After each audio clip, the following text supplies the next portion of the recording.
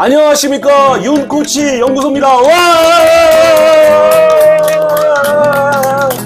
오늘 진짜 어렵게 우리 변양미 박사님께서 오늘 윤코치 연구소에 왕림해 주셨습니다. 박수 한번 주시고요. 안녕하세요. 본인 한번 소개해 주세요. 네, 안녕하세요. 윤코치 또 연구소에 오늘 오랜만에 또 박사님과 함께 할 수 있는 그런 시간이 찾아왔습니다. 안녕하십니까? 저는 닥터향 변양미입니다. 반갑습니다. 와, 진짜 우리 변양미 박사님은 정말 요번에 이렇게 박사로 해서 작년에 이제 그 박사 논문을 썼는데요. 어떻게 박사 논문을 쓰게 됐고 이 과정들을 한번 들어보면 좋을 것 같습니다. 한 말씀 해주시죠. 네네. 저는 조금 늦은 나이에 박사 학위 도전을 했습니다. 2020년도에 박사 이제 학위를 받기 위해서 학교에 들어가게 되었는데요. 공교롭게도 코로나가 온 거예요. 그래서 내가 오랫동안 기다려왔던 학업에 대한 열정을 불태우려고 했는데 또 왜 코로나가 왔을까 또 그런 생각이 들어서 한 몇 개월까지는 온라인으로만 수업을 하다가 이제 본격적으로 대면 환경으로 나가면서 박사 학위 공부를 꾸준히 이제 할 수 있었고요. 제가 일하고 있는 것은 저는 이제 프리랜서로 오랫동안 현장에서 강의를 해왔습니다. 우리 윤코치님도 마찬가지시지만 강의를 오래 하다 보니까 일을 하는 강사들은 무엇 때문에 이렇게 열심히 살까? 또 일에 대한 경력을 어떻게 꾸준히 이렇게 업그레이드를 해 나갈까? 그들이 일하는 그 일의 핵심에는 어떤 것들이 숨어 있을까? 이제 그런 것들이 궁금해서 사실은 석사 때 프로티언 경력 태도라는 연구 주제를 가지고 양적 연구를 했습니다. 그때도 그래서 아마 그때 제가 우리 윤원도 박사님과 인연이 되었는데요. 석사 때는 이제 양적 연구로 프로티언 경력 태도를 연구했다면 박사 과정에 와서는 그 프로티언 경력 태도를 좀 더 심도 있게 질적 연구로 제가 이제 연구를 했거든요. 그래서 이제 오늘도 제가 박사님께 증정하기 위해서 한 권을 갖고 왔는데요. 제 연구 주제가 1인 기업 평생교육 교수자의 프로티언 경력 태도 형성의 의미 탐색으로 네, 현상학을 연구 방법으로 삼은 질적 연구를 진행하게 됐습니다. 네. 우와, 진짜. 우리 변 박사님이 지금 말씀하시는 게 이제 최근에 우리 트렌드 중에 하나가 뭐냐면 이 1인 기업에서 좀 더 나가서 우리가 솔로 프리너가 돼야 된다라는 얘기를 하고 있어요. 이 솔로 프리너라는 게 뭐냐면 혼자서 어떻게 보면 창업가가 된다는 거죠. 이 솔로 프리너. 근데 1인 기업하고 이 솔로 프리너의 차이점은 뭐냐면 1인 기업은 그냥 자기가 혼자 자기 이렇게 먹고 사는. 근데 이제 이 솔로 프리너는 어떤 역할을 하냐면 사회에 기여를 하는 거예요. 어떻게 기여를 하냐? 창업가 정신으로. 그래서 우리가 마음을 먹을 때도 우리가 어떻게 이거 1인 기업을 하느냐의 마음이 다를 거예요. 제가 매번 주장하는 것 중에 하나가 아니 기업이라는 말이 영어로 컴퍼니잖아요. 컴퍼니. 맞아요. 컴이라는 게 함께 나누는 거고 팬이라는 게 빵이에요. 빵. 맞아요. 빵을 같이 나눠 먹어야 되는데 무슨 1인 기업이에요. 1인 기업 자체가 모순이 많다는 거죠. 오히려. 그래서 우리가 중요한 거는 이렇게 솔로 프리너가 돼서 정말 사회에 내가 기업가 정신을 통해서 사회를 어떻게 변혁시킬 것인가. 이것이 중요한데 이 프론티어의 그 부분이 바로 우리가 경력에서도 그게 중요하다라는 생각이 듭니다. 그래서 지금 이걸 쓰시면서도 정말 귀한 일을 하신 건데요. 이걸 쓰면서 어려움이 많으셨을 것 같아요. 이걸 쓰기 쉽지 않죠. 박사 논문이라는 게 이게 보통 쉬운 일이 아니야. 근데 이걸 변 박사님이 엄청 이거를 또 이렇게 어떻게 해서 여기까지 갔는지를 우리가 한번 얘기를 들어보도록 하겠습니다. 지금도 제 블로그에 보면은 박사 과정에 대한 질문을 이렇게 개인적으로 네이버 톡톡을 통해서 질문 주시는 분들 꽤 많은데요.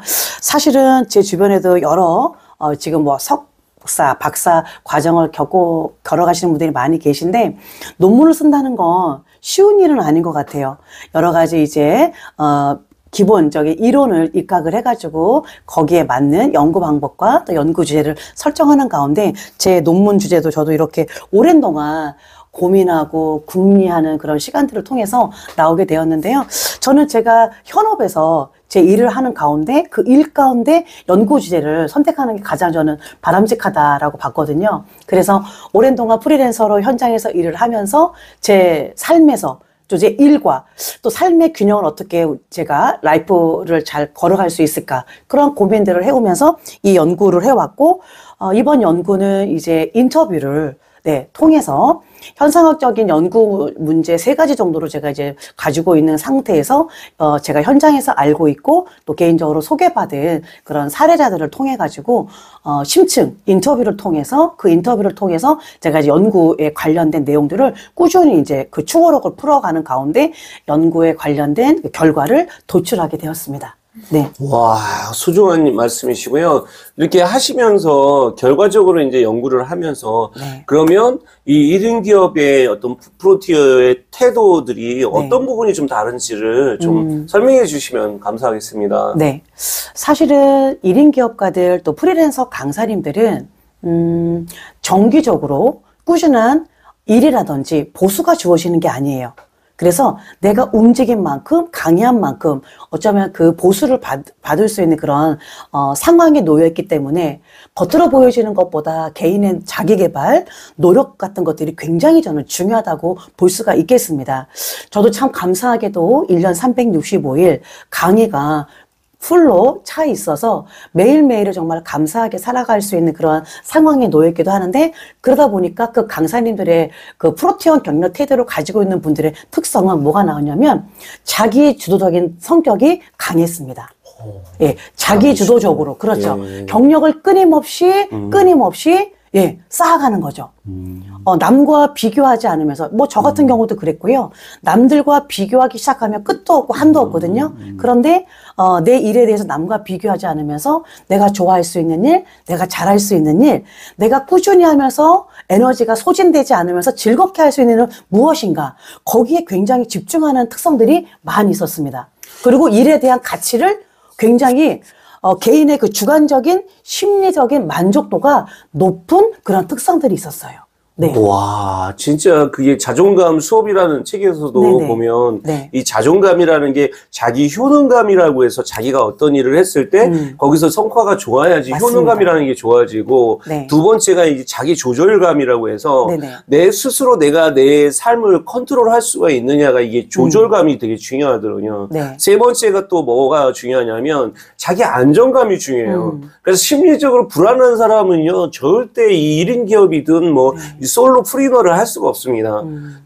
저도 주변에 많이 이렇게 그 회사에 다녔던 것이 익숙한 사람들이 있어요. 그러면 그분들은 결국에 나중에 또 회사에 또 들어가시긴 하더라고요. 왜냐면 대기업에서 그만뒀으면 중소기업으로 가다든지 보통 본인이 소속돼 있어야지 그때서부터 이게 불안한 게 없어지시더라고요. 그 전까지는 네. 이렇게 적극적으로 자기가 뭘 해보려고 하는 것보다는 맨날 이렇게 일을 한 다음에 돈이 들어오는 네. 이런 월급을 받아본 사람하고 본인이 직접 일을 하는 거하고 이게 차이가 많이 나는 것 같아요. 네. 그래서 그런 부분을 좀 말씀해 주시는 게 아닌가라는 생각이 드네요. 네, 예. 맞습니다. 그래서 이걸 쓰시면서도 이게 굉장히 성장을 본인이 하셨던 것 같은데 어떤 부분이 내가 이 논문을 쓰고 나서 좀 이거는 변했다.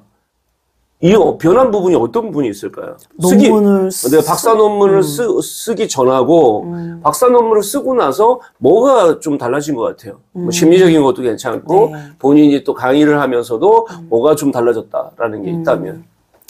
일단은 그 논문을 쓰기 전과 논문을 쓰고 난 후 박사학위를 받기 전과 받고 나서의 변화된 건 별로 없는 것 같아요. 저는 변화된 건 없는 것 같은데 주변 사람들이 저를 대하는 것이 조금 달라졌고요. 그리고 제가 이제 강의를 한다거나 뭔 코칭을 하다거나 상담을 할 때 좀 더 제가 깊어졌다. 그리고 어떠한 경험이든 현상이든 이론을 대할 때 연구자의 자세가 된다는 건 저에게 박사학위가 가져다준 가장 놀라운 변화가 아닐까? 그런 생각이 들어요. 물론 과거에도 늘 연구하는 그런 모습은 갖고 있었지만 좀 더 구체적으로 디테일하게 심층적으로 밀도 있게 모든 현상이나 사물을 바라보는 것이 제가 굉장히 달라진 점. 저는 그것이라고 볼 수가 있겠고, 또 제가 논문을 쓰면서 많은 분들이 저에게도 뭐 선후배님들도 질문을 주시고 그런 것이 있는데, 논문을 쓰면서 가장 어떤 것들이 그냥 좀 도움이 되었느냐 이렇게 물어보신다면, 저는 완벽보다는 완성을 향해 나아갈 때에 뭔가 목표했던 꿈을 꾸고자 했던 것들을 이뤄갈 수 있던 것 같아요. 그래서 너무 내가 완벽에 가까우려고 하다 보면 때론 지치고 때로는 포기할 수도 있겠지만, 완벽이 아니라 나는 매일매일 완성을 향해 나아간다. 그런 마인드를 가지고 제가 하루하루를 성실하게 임했을 때 뭔가 그런 결과가 이렇게 또 성실하게 나올 수 있던 것 같습니다. 혹시라도 이 방송을 듣고 계는 우리 논문을 쓰고 계시는 우리 청취자분들, 우리 구독자분들 계시다면, 완벽보다는 완성을 향해서 나아갈 때 여러분에게 주어지는 심리적인 만족감도 또 안정감도 높아질 거라고 생각합니다. 왜냐고요? 여러분은 잘하고 있기 때문입니다. 여러분 파이팅입니다. 네. 우와, 야, 그 생각을 지금 말씀하신 걸 또 들으니까, 네. 전에 우리 또 그 변 박사님이 이제 책을 쓰신 것 중에, 네네. 잘하고 있어요. 그 잘하고 책이 있으니까요. 예. 네네. 그 책을 또 어떻게 그때 쓰시게 된 거죠? 예. 제가 정말 감사하게도 2019년도에 저의 첫 책이 나왔었는데요. 책을 쓰게 된 동기도 사실은 저는 강의를 하고 코칭을 잘하고 싶은 욕심은 있었어요. 근데 책을 쓰고자 하는 욕심은 없었거든요. 꿈도 없었고요. 그런데 현장에서 만나는 다양한 학습자분들께서 강사님, 교수님, 한 번 듣기는 조금 아쉽다. 책으로 조금 써보시면 어떨까요? 사실 그런 외부에서 저에게 그런 계속해서 제안을 주셨어요. 그래서 내가 책을 쓴다고? 근데 책은 저에게 낯선 게 아니었거든요.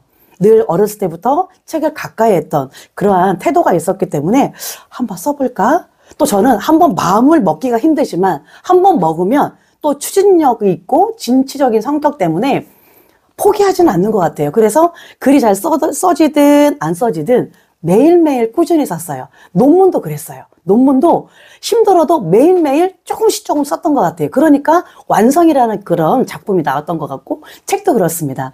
많은 그런 학습자분들의 요청에 의해서 책을 한번 써야 되겠다 마음 먹고 나서 쓰게 되니까 또 첫 번째 책 잘하고 있어요. 잘하고 있으니까 나오게 되어서 또 여러분들한테 또 작가로서 이렇게 또 찾아뵐 수 있던 그런 또 행운이 저희. 보통 성격으로 보면 본인이 갖고 있는 여러 가지 측면에서 이게 성실성이 좀 부족할 수 있는 부분인데, 네. 우리 그 변양미 박사님은 그 성실함이 되게 돋보이더라고요. 감사해요. 그 부분이 어떻게 그렇게 하시게 됐는지 좀 여쭤볼게요. 저의 뭐 유년 시절, 또 사춘기, 또 20대, 30대 이렇게 돌아보면, 꾸준함이 저에겐 있던 것 같고요. 아마도 그 영향의 기질상으로도 뭐 유전자적인 영향도 있겠고, 또 부모님으로부터 그 환경적인 영향도 굉장히 있는 것 같아요. 그래서 매일매일 성실하게 꾸준히 살아갔고, 그리고 저는 이제 MBTI 유형으로 보면은 J형이 조금 높은 편이거든요. 그러다 보니까 계획을 조금 잘 세우는 편이고, 그 계획대로 또 성실하게 하루하루를 매일매일, 물론 결과도 중요하겠지만 저는 과정을 굉장히 즐겼던 것 같아요. 그래서 오늘 내가 관심 있는 것들, 내가 해야 될 것들, 지금 생각해 보니까 제가 강의를 준비하기 전까지도 다양한 분들의 강의를 굉장히 많이 들었던 것들, 그런 것들을 매일매일 도서관을 월요일, 화요일, 수요일, 목요일, 금요일 이렇게 세팅을 해놓고 많은 분들의 강의를 들었던 것들이 지금의 저에게 굉장히 너무나 많은 좋은 영향력을 저에게 주고 있거든요. 그런 꾸준함, 성실함들이 또 저의 어쩌면 성장에 굉장히 큰 걸음이 되지 않았나 그렇게 보고 있습니다. 그래서 성실함을 구축하려고 혹시라도 애써주시고 노력하는 분들이 계시다면 자기를 조금 이해할 수 있는 시간을 가져보시면 어떨까 싶어요. 무턱대고 남들이 한다고 따라하는 게 아니라 내가 성실할 수 있는 방법을 한번 나의 내면을 만나볼 수 있는 그런 시간들, 그것은 물론 뭐 묵상을 하거나 신앙적인 접근도 굉장히 좋고요. 또 책을 통한 만남, 또는 다양한 성격적인 검사 도구가 많잖아요. 그런 검사를 통해서 하나하나씩 나에 대한 이해를 높여가면서, 그러면 자기 유형에 맞게끔 내가 어떻게 성실함을 구축할 수 있는 방법도 다를 거라고 봅니다. 우리 주변에는 좋은 유튜브도 많고 좋은 자기계발서도 많은데 그 모든 방법들이 나에게 다 맞진 않아요. 그러면 어떻게 해야 될까? 그 다양한 호기심에서 이제 외부 자극에서 나의 내면으로 끌어오시면서 나의 것들을 한번 하나하나씩 찾아보시는 그런 시간을 여러분들이 갖게 된다면 아마도 우리 윤코치님의 이 구독자 여러분들도 나의 성실함을 찾아갈 수 있는 방법을 남들에게 찾는 게 아니라 나에게 적합한 그런 방법들을 찾아가시지 않을까? 저는 그런 생각을 해봅니다. 와, 아주 좋은 말씀이세요.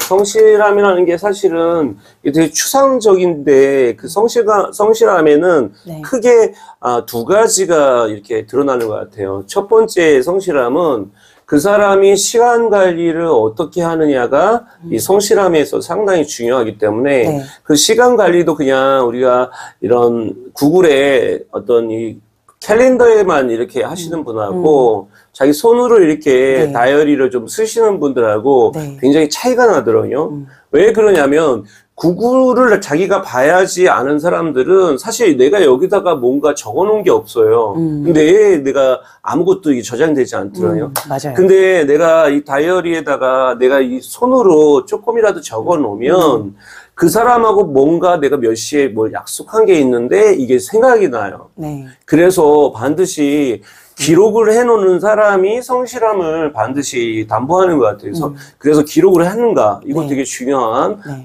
성실함이고요.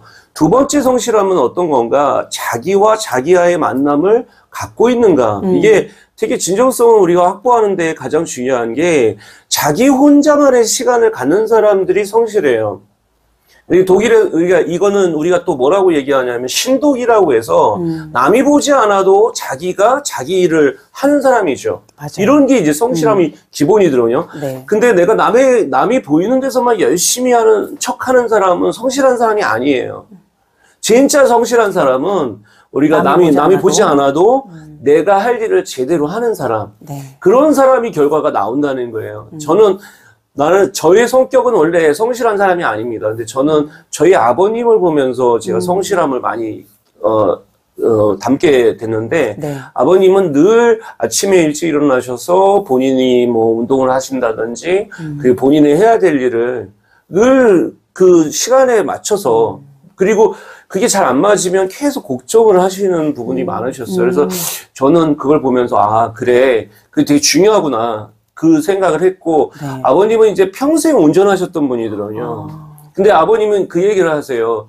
운전을 하면서 많은 사람이 운전하는 데만 집중하지만, 이 자동차든, 이 버스든, 이 자기가 어떤 거든, 이거를 정비를 하지 않으면, 네.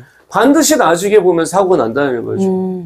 중요한 거는 내가 그거를 어떻게 이거를 정비하느냐. 이런 것들이 성실함의 기본으로 우리가 알 수 있는 것 같아요. 그래서 이 성실함을 우리가 어디서 얻었는가 생각을 해보면, 네. 정말 좋은데, 우리 변한미 우리 박사님도 지금 성실함을 좀 더 구체적으로 내가 하고 있는 것 중에 어떤 부분, 남들 잘 안 하는 이 부분은 나는 하고 있다. 어떤 게 있을까요? 뭐 예를 들면 SNS 포스팅을 하루에 그래도 뭐 1개 이상 올린다던가 그리고 저는 매일매일 강의 현장에 있거든요. 그렇기 때문에 강의 현장의 기록을 꾸준히 저희 블로그에 올립니다. 이거는 누가 시키는 게 아니라 제가 정말로 즐기면서 하고 있어요.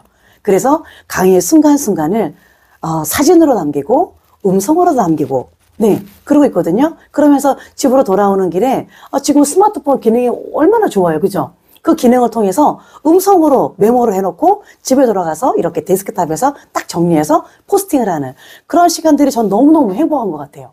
그래서 그런 기록을 남기고 있으니 또 최근에는 블로그를 통해서 또 많은 기관의 담당자들께서 또 저에게 출강 섭외를 요청하시거든요. 그러니까 이거는 제가 바라지 않았던 그런 것인데 또 내가 꾸준히 성실하게 열심히 기록을 옮기다 보니까 또 그런 외부에서의 그런 출강의 섭외들이 많이 오고 있습니다. 그래서 우리 구독자 여러분들에게도 그것이 온라인이든 뭐 오프라인이든 여러분들의 성실함을 꾸준히 나타낼 수 있는 무언가의 그런 매체를 꼭 한 번씩은 한번 찾아보시는 이번 연말을 좀 여러분들이 가져보시면 어떠실까 적극적으로 추천드리겠습니다. 네. 와, 좋은 말씀이신 것 같아요. 제가 좋은 이제 말씀일까요? 네, 제가 저도 이제 좀 첨언을 좀 해드리면, 네. 저도 블로그를 참 일일 포스팅을 제가 오랫동안 했어요. 맞아요. 근데 얼마 전에 이제 그 애드포스트라고 해서 네이버에서 이제 돈을 주는 맞아요. 게 있어가지고 네네, 제가 이걸 해보고 나서 근데 뭐 이게 좀, 과연 돈이 얼마나 나왔을까. 그리고 네네. 그걸 취소하려고 내가 들어갔었어. 얼마 전에. 아. 근데 20몇만 원이 들어가 있는 거야, 이게. 와. 그래가지고, 야, 나는 그냥 이게 몇만 원도 안 되고 몇천 원밖에 안 될 네. 안 될 거라고 생각해가지고 그냥 가서 취소를 하려고 하다가 이야. 취소를 안 했다는 거야, 지금. 우리 윤코치님 온라인 건물주 되는 겁니다. 그러니까 아니 그냥 네. 그냥 블로그를 뭐 특별히 나는 네. 그냥 기록하거나 뭐 글 맞아요, 쓰거나 맞아요. 그러면 뭐 내가 또 재밌고 막 이런 거 있으면 막 연예인 이야기도 막 이렇게 심리적인 것도 막 이렇게 올리더라고요. 네. 근데 의외로 그런 게 조회수가 엄청 저번에는 우리 아는 교수님이 제가 엑셀을 하나 올려놨어요. 이렇게 엑셀을 하나 올려놨는데 네. 이게 이제 그 밑에다가 댓글을 달았어. 아니 이게 윤코치님 이런 것까지 공유하면 어떡해요? 그래가지고 정말 어떻게 보면 내 하드에 있으나 네. 그 블로그에 있으나 똑같은 거지. 네네. 내 하드에 있으면 오히려 없어져 버려. 맞아요. 이게 나중에 그냥 어떻게 뻑이 나가지고 없어질 수도 있지만 네. 블로그에다 저장을 해놓으면 네. 나는 찾을 수 있잖아요. 네, 맞습니다. 그래서 저는 이걸 백업이라고 생각하더라고요. 내가 그냥 어차피 나중에 잊어버릴 거 그냥 올려놓자. 그죠. 또 누군가에는 도움이 될 수 있잖아요. 엄청 오죽하면 그 교수님이 그냥 자기가 도움이 됐다고 댓글까지 네, 달았겠어요. 네. 그래서 정말 중요한 거는 기록하는 부분이 정말 네. 중요하다라는 거를 오늘 맞습니다. 이야기했습니다. 네. 오늘 이제 귀한 시간 내주셨는데 우리 구독자 여러분들에게 한 말씀, 마지막 말씀 한 말씀 해주세요. 네. 올 한해도 벌써 2024년도가 이제 약 한 달밖에 남지 않았습니다.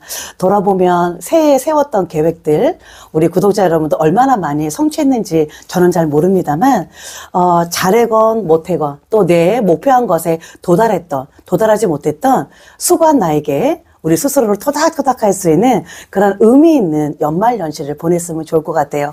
그래야 우리 또 새로운 2025년도를 맞이할 수 있을 거라고 저는 생각합니다. 여러분 그동안 너무 수고하셨고요. 열심히 살아온 나를 사랑하고 또 나와 우리 주변을 돌보실 수 있는 그런 따뜻한 연말 되시길 바랍니다. 오늘 초대해 주신 우리 윤코치님 너무 감사합니다. 고맙습니다. 다음에 한번 더 불러주십시오. 네, 우리가 이제 한 4분기에 한 번씩 영상을 올리도록 할게요. 그래가지고 가끔씩 만나서 우리가 돌아가는 부분들을 좀 이야기해보고 요즘에 학부모들도 얘기해보고 그리고 요즘에 학생들도 어떻게 변했는지 이런 것들을 서로 현장에서 같이 이렇게 수다 떨다 보면 오래 산대요. 네. 여러분들도 오래 사시는 오늘 한 해 잘 마무리 하시길 바라겠습니다. 그럼 안녕! 안녕히 계세요.